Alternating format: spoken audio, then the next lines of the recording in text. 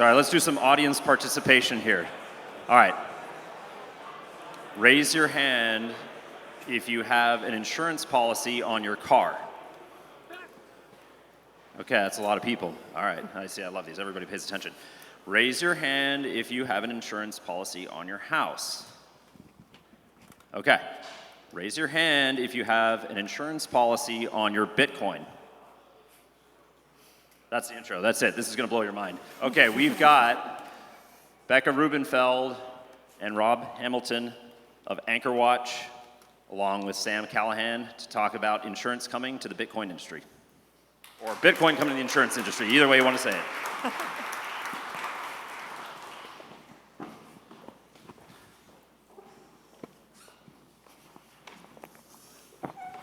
Hello. Hey there. Is this on? Hello. I think so. Okay. Mic Think check. we're on. All right. Yeah. So I'm Sam Callahan. You probably saw me this morning, lead analyst at Swan Bitcoin.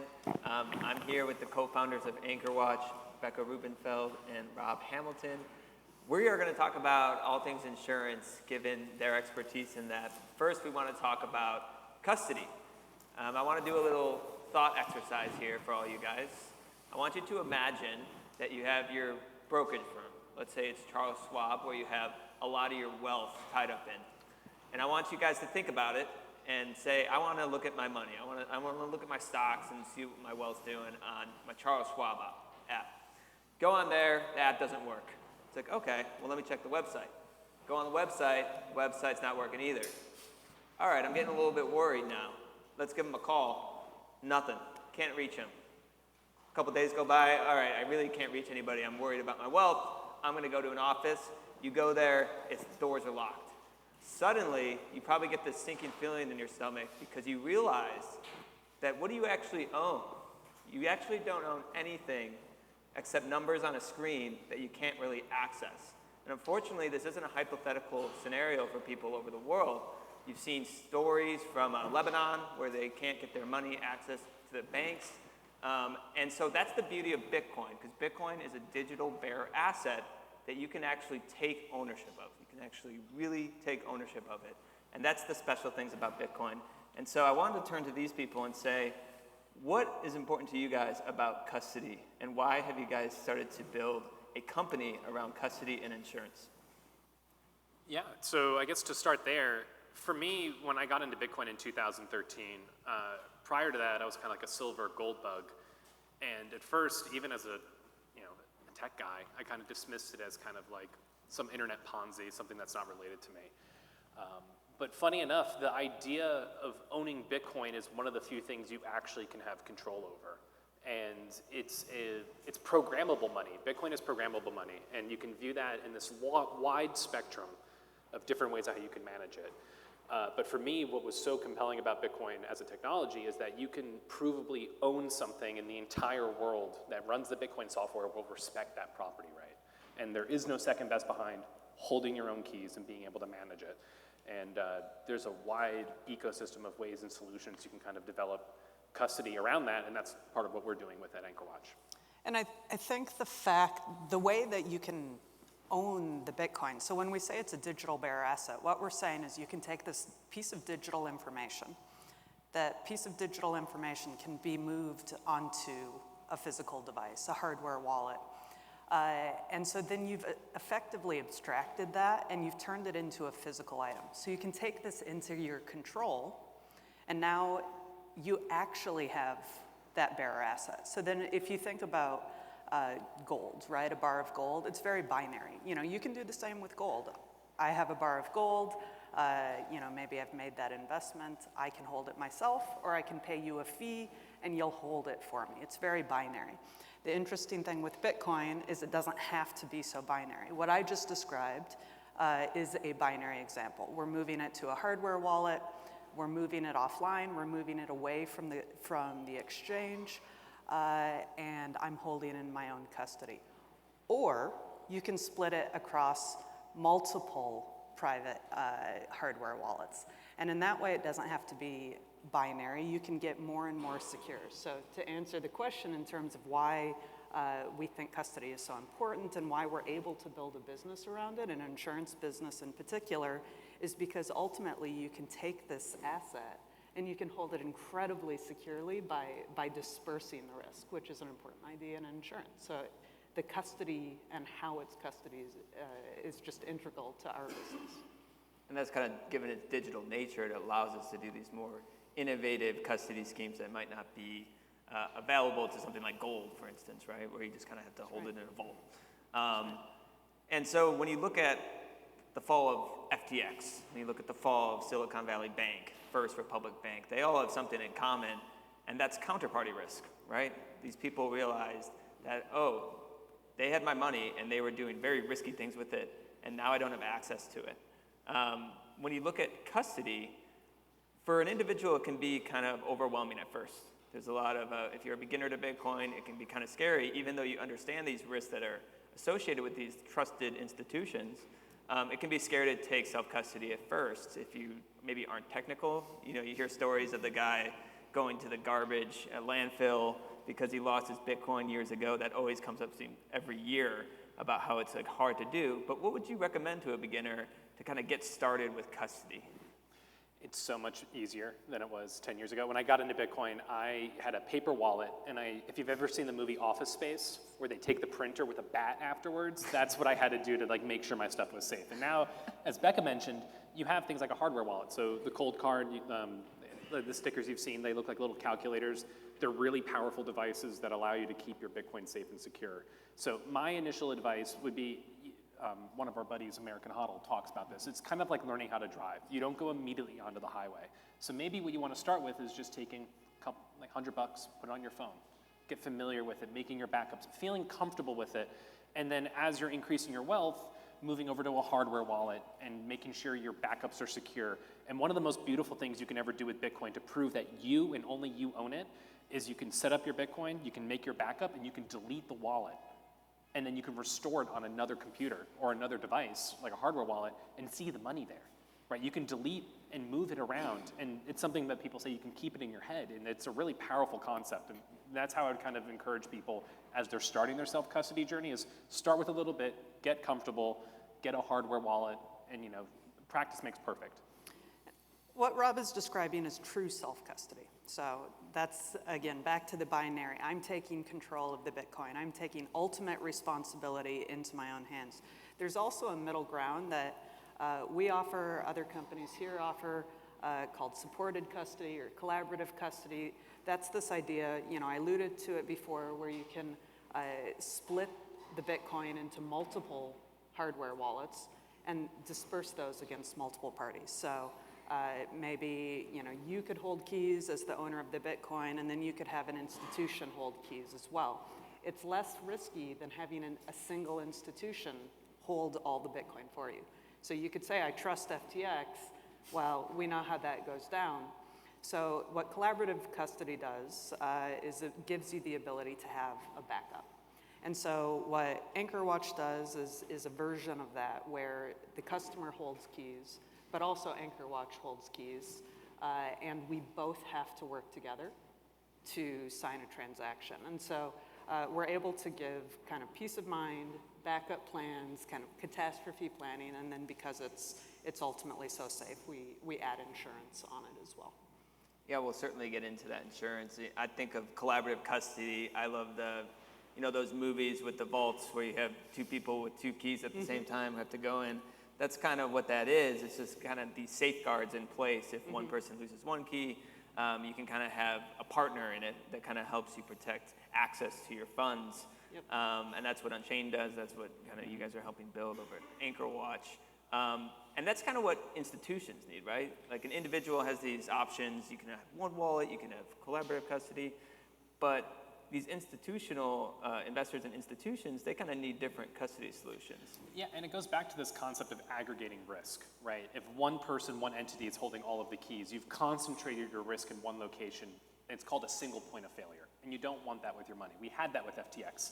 Sam Bankman-Fried was the single point of failure, right? He had the keys. He was able to move the money around with no oversight, no governance, no compliance. But institutions, and this idea of distributing keys is perfect for more complex business arrangements. For example, like with Build Asset Management for the collateral they're doing for these Bitcoin-backed loans, those are in multi-sigs. They're not all sitting in one person's key. So you get to have this observability and governance to make sure that the collateral is secure. And as programmable money, at a moment's notice, it's a liquid market. You can sell that and cover your loans, right? And so as you get into more involved financial contracts, you can lean on this aspect of Bitcoin being programmable money to be able to do risk distribution for insurance, to be able to do more advanced collateralization for loans like Andrew was talking about earlier with battery. There's a wide open opportunity of ways that you can kind of leverage Bitcoin and bring it to the financial system. I think a lot of people in Bitcoin think the institutions are coming and they're sitting in their bunker with tinfoil wrapped around their head with their Bitcoin. But really what it is, you know, I'm sitting here with a suit today because it's a lot of, you know, bringing and designing products that the financial markets will be able to interface and understand in a way that it's a better asset than what they currently have available to them. I think it's a very familiar idea for business owners. So if you're a traditional business owner, you need to spend money. Maybe you're writing a large check for a purchase, an acquisition, capital expense. You have most likely spending procedures in place. So maybe above a transaction a certain size, maybe multiple officers need to sign off on the transaction. So you have corporate governance and compliance in place, and that's actually a very familiar process. So when we talk about multi-sig, when we talk about where the customer has to hold keys, maybe AnchorWatch has to hold keys, what we're doing is we're taking traditional corporate governance and compliance and we're encoding it on the Bitcoin blockchain. So we're taking those rules of spending and we're just putting them on the blockchain itself, and that makes them immutable, right? We cannot change those. Once the rules have been set, even AnchorWatch, even one of these other companies that provides a service, they can't change the rules. So it really is just taking a very typical or a familiar idea of authorizations and checks and balances to spend money, and it's bringing it to Bitcoin. So you say Bitcoin's programmable money and you're encoding those rules into the immutable blockchain, all right? That's right. Does that like reduce fraud, or how does that improve the processes by making it programmable? It absolutely can. It absolutely can. So in terms of, say, reducing fraud as an example, let's say the rules of a Bitcoin vault are, you know, that these specific 2 keys must sign. Mm-hmm. So that's been programmed. One of those individuals could not successfully, say, steal from their own company without the other. So really just by taking, again, these checks and balances that we all kind of interact with in the traditional world, and it's adding this physical aspect of saying like, no, you literally can't do it without, you know, his help. So then if we take that idea, you know, the business that, you know, the hypothetical business is getting bigger and bigger. We're talking about really large sums of money. You know, maybe we encode the vault, the rules, to say these 5 keys must sign. You know, and so then you can really, again, just think about it in a very traditional way. You can think about, all right, so the 3 officers are going to have keys. You know, the CFO, the CLO, the CEO, maybe a board of director. They're going to have a key, and maybe an external auditor is going to have a key. And ultimately, so once you start encoding that on chain, it becomes a unbreakable rule that must be followed. And then in terms of fraud, ourselves as insurers looking at the chances of fraud, every time we add an individual to the group of keys, the chance of internal collusion is going down significantly every time. So maybe the chance of, you know, 2 people who've been in business together their whole lives, like maybe the chance of the 2 of them colluding together, it's more than 0, right? You add a 3rd person, the chance of 3 people colluding together actually goes down actuarially. You add a 4th person, drops way down. You add a 5th person, it just becomes a very, very tiny risk. So to be able to take that premise and again, encode it on chain is very powerful. Anything to add, Rob? Well, just to even add to that, you know, when we're talking about this idea of like multiple signers, like Becca was going through, like within a company, we could also have it set up so that a 3rd party is required to sign to move the money, right? And this is a concept forces everything to move slower. You can't overnight have all the employees sign and rush and run off with the money. You could have it be like, well, you have to do your signatures, and then a third party has to step in, and they may have a SLA of 24, 48 hours, and at that point you're sending emails out, you're letting everyone know, hey, you're looking to move some money, and if you're trying to do a coordinated heist like that, or what we often call in Bitcoin, a $5 wrench attack, which is someone shows up to your house with your $5 wrench and says, give me your Bitcoin, time is the enemy of all of these kind of nefarious activities. So by intentionally going slow to go the right way is a way that you can, just by even having this technology in place, mitigates risk. Because if you're trying to find the easiest way to pull a heist off, you're going to go after someone who has lower quality governance of their money. That's why oftentimes people leave their money at an exchange. That is such an easy spot to pull off a heist. You do a SIM swap, you take and hack someone's phone, and money's gone. And there's no refunds, right? Doing this more encoded, involved governance for larger institutional sums of money allows you to kind of encode these more elaborate financial contracts on chain, and also just actively disincentivizes all of the low-hanging crimes of opportunity, you may want to call it. Let me give you another example. So I gave you an example of internal collusion, internal fraud. Let's just say you're an individual, you own Bitcoin. That taking self-custody, sole custody, that's a lot of pressure. So you want to work with a company, that has experience holding keys. Now, I've talked to 2 people in casual conversation just here today who lost money at FTX. I bet there's more than 2. So the idea was that, all right, well, this is a big company, right? I can trust them just because they're big. I should be able to trust them to hold the keys. When you bring these multi-sig in and you encode it on chain, in this example where the customer has keys that must sign, what you can do is say, all right, I'm going to bring in a company to help, but I'm not going to give them full power. So I'm going to bring in a company to help in case something goes wrong, to kind of split the responsibility with me. But there cannot be a transaction unless I, the owner of the Bitcoin, also sign off on the transaction. And so now, using this technology, we can mitigate external fraud as well. So now we can get some outside help, we can get the benefits of having a fiduciary or some sort of helper, institutional helper, without the risks of it. I mean, it makes a lot of sense to me. I mean, you're basically taking human processes out of that and you're encoding it in the blockchain and putting rules and restrictions in place so that you maintain control over your money, but you have some help if you need it. So there's those safeguards. Talking about insurance, people in the traditional financial world, they've gotten comfortable with the idea of, say, having FDIC insurance with some of their funds.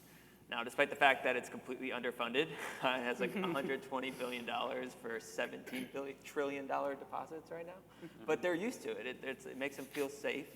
Right now, what's the Bitcoin insurance industry look like? How is it evolving, or how do you guys see it evolving over the next few years? So I think just to start, insurance fundamentally is an uphill battle when it intersects with Bitcoin. And that's because insurance is a state-level regulated entity. It's actually an artifact of the New Deal with FDR.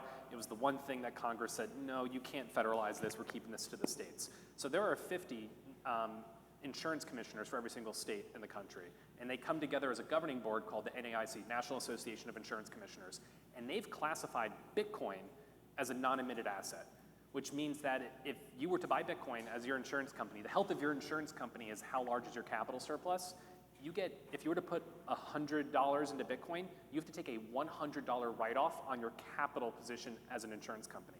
Now, there's an interesting dynamic that comes to play here because in December of 2020, Mass Mutual bought $100 million of Bitcoin. The price at the time was $20,000. They have a $1 trillion balance sheet, and $300 billion of that are whole life policies. And where are they parking their money right now? Treasury bonds.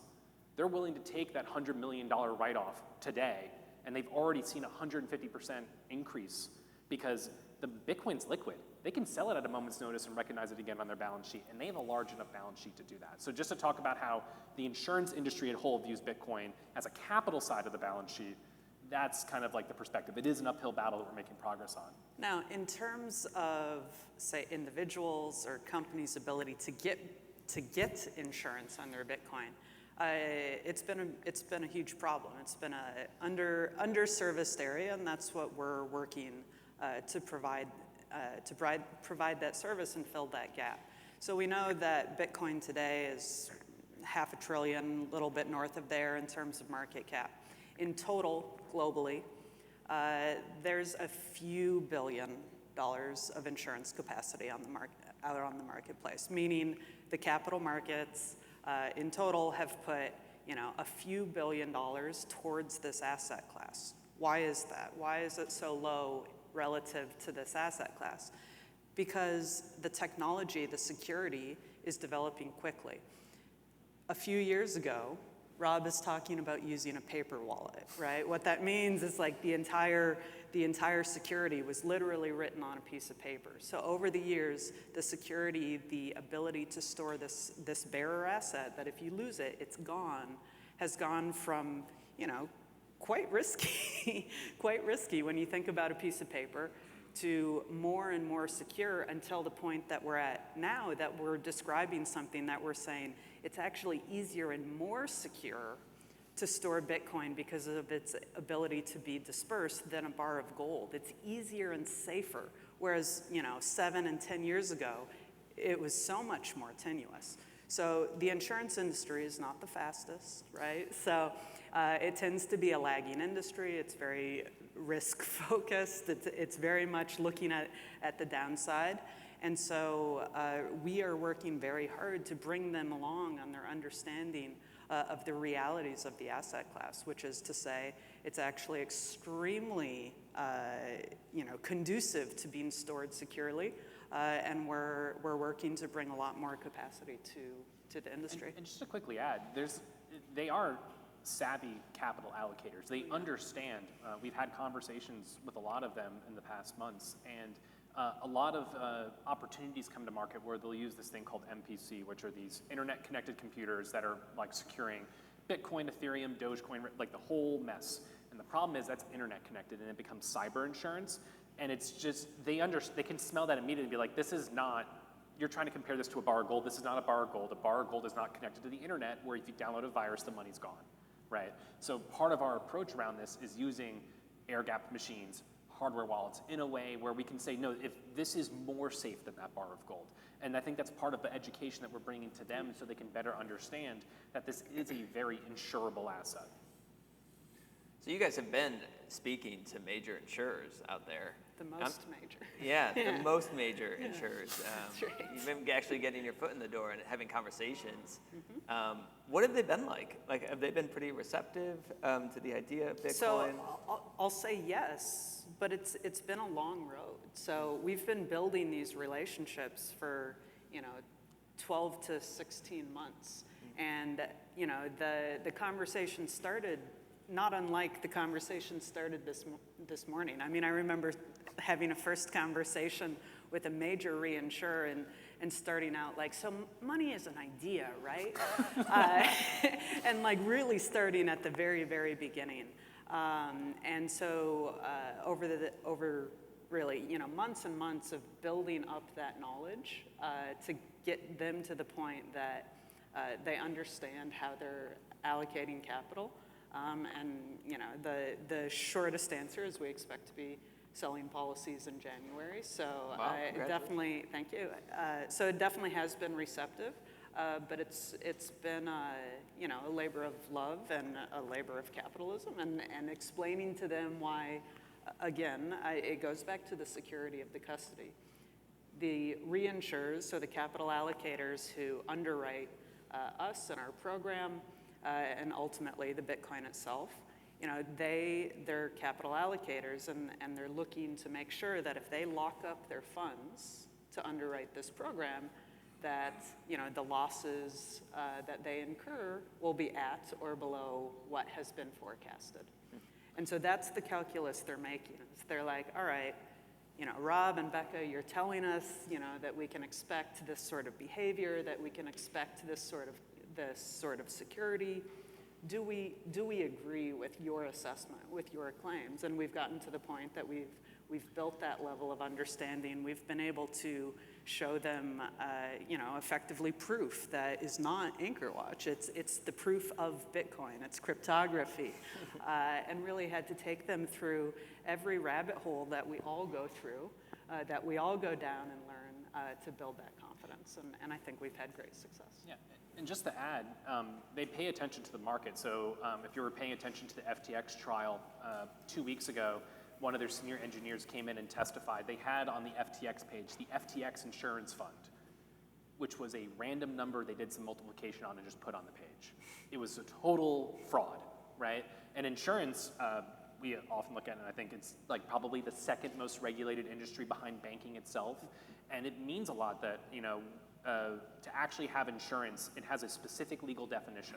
And it's not something you can just be like, assurance versus insurance, right? That's kind of like the linguistic game we may want to play between hedging the line. What we decided to do when we started AnchorWatch was tackle that hard problem of actually aligning capital markets, being able to provide a regulated, safe, secure product, because ultimately, if you're willing to make that allocation to Bitcoin, you've already accepted the premise there's price volatility, right? That's part of the narrative, it's part of the fun, it's part of the story we talk about at Bitcoin, and over a long enough time frame, you come out well far ahead in risk-adjusted returns. What is not acceptable, though, is a key man risk. The idea that one rogue employee or two, you can have people concert and act against you, and you get nothing if it all goes wrong. Celsius, FTX, BlockFi, now Prime Trust, Fortress Trust, like all of these companies, that regulated trust companies, like they're now just shown to have massive, massive holes in their balance sheets or be outright frauds in some cases. And the idea is like this industry, like this is, I think, an important distinction Parker made earlier today. We're focused on Bitcoin. I think a lot of these shell games were happening because of the larger cryptocurrency industry, and there was a lot of fast and loose money not paying attention. But this is what people want. If you actually want to be able to, if you're paying for custody, and this is I got a preview of, Becca wrote an article for our blog series that's coming out, Custody Without Coverage, and ultimately, if you're going to have a custodian, like if something goes wrong, you're looking to actually get indemnified, and the idea of paying a SaaS fee versus an insurance premium, it's not actually risk aligned to the incentives for the customers at the end of the day. They want to know if they're putting their Bitcoin with you or across other entities, that if something goes wrong, you're going to get paid out. Because otherwise, what are you paying for? Right? Like that's the entire reason why if you're going to, in a corporate structure, give someone else access to that money, you want to know that if something goes wrong, you will be paid out at the end of the day. Yeah, and in terms just, one more thing just about the state of the industry and how we chose to approach the capital markets is we decided as a strategy to absolutely go after the very top tier of insurers. So, many people here relatively new to Bitcoin, maybe whether they're in traditional finance, business owners, and they're certainly familiar with insurance as a vehicle. They're less familiar with holding Bitcoin, and we want the existence of insurance to give a lot of confidence. That's part of our goal as a company, is to say you should have confidence holding this asset because it has extremely high quality insurance on it, and that insurance is very familiar. This is property insurance. This isn't crypto protocol insurance.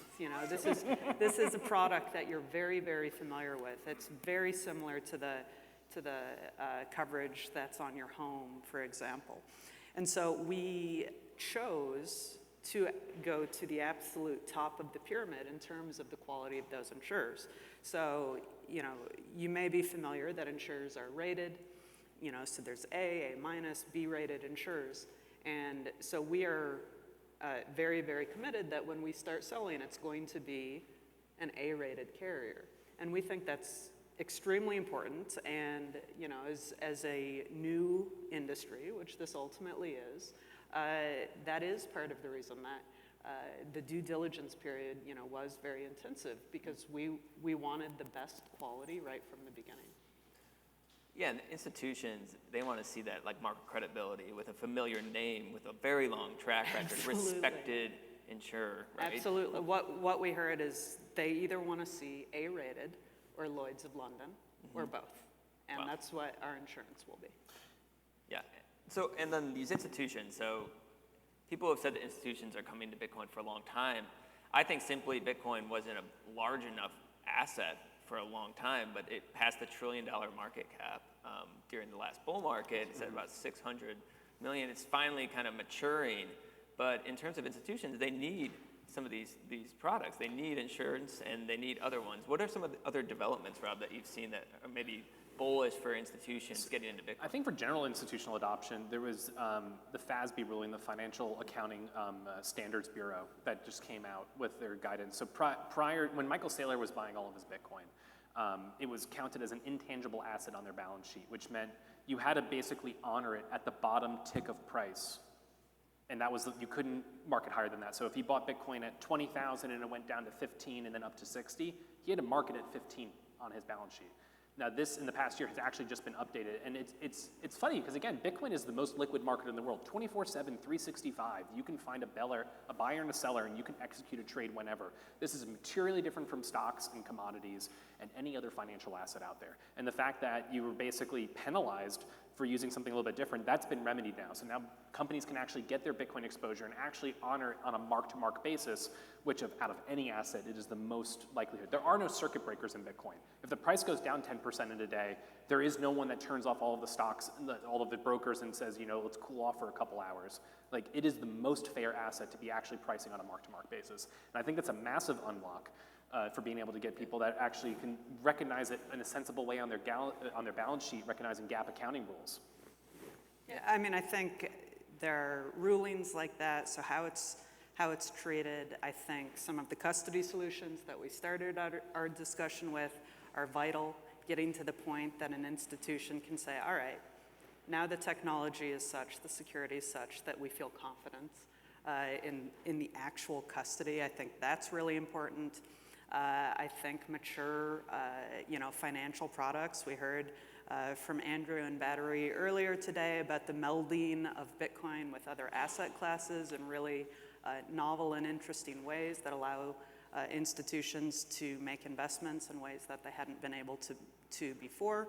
And then I think our insurance is really important. So I think all of those things together are going to make these next several years very, very important for institutional adoption. Well, very, very interesting, too, for Bitcoin. I mean, we talk about the scarcity, and I know at Swan we talked a lot with family offices, RIAs, pension plans. Everyone's kind of getting excited about this thing, but they need tools like what AnchorWatch is building. And so we're out of time, but is there any last kind of comments that you guys want to say to the audience about this? I mean, no real comments. I've loved being here today. I think hearing everybody's curiosity and interest in different expertise areas has been great. Yeah, and just like Missouri was, kind of the intersection of the country, right? That smack dab in the middle. That's what we're doing here today. We're coming from the Bitcoin side, packaging and bringing this in a way so the institutions can meet us in the middle. And I think that's the best way to do financialization, whether it's what we're doing at AnchorWatch, what Andrew's doing at Battery, what Unchained's doing with loans, with the build team facilitating that. Like this is the actual institutional adoption, is bringing and cultivating the products from our side on Bitcoin and bundling it in a way so that traditional finance can have access to it, understand with it, and make it part of their toolkit ultimately at the end of the day. And that's where we get to really see the magic and synergy. Well, thank you very much for sharing your guys' thoughts. Thank you to Rob, Becca, and Sam.